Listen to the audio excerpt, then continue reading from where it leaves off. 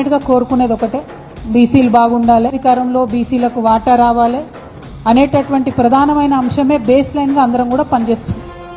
మరి ఇటువంటి సందర్భంలో త్రిముఖ వ్యూహంతో ముందుకెళ్లాలని అనుకున్నాం. ఒకటి, రాష్ట్ర ప్రభుత్వం మీద ఒత్తిడి తీసుకురావడం, 2 కేంద్ర ప్రభుత్వం మీద ఒత్తిడి తీసుకురావడం, 3 ప్రజా ఉద్యమాలు నిర్మించడం. ఈ మూడింటి ద్వారానే బీసీ బిల్లు సాధ్యమవుతుంది అనేటటువంటి ఒక పట్టుదలతోని తెలంగాణ జాగృతి ముందుకెళ్లినటువంటి విషయం మీ అందరికీ తెలుసు. అనేక కార్యక్రమం బీసీ బిల్లు సాధన కోసం చేసినటువంటి ఏకైక ఆర్గనైజేషన్ తెలంగాణ జాగృతి, యునైటెడ్ పూలే ఫ్రంట్ 2 కలిపి కార్యక్రమాలు చేయడం జరిగింది. మరి ఇవాళ ఎక్కడి దాకా వచ్చాగింది?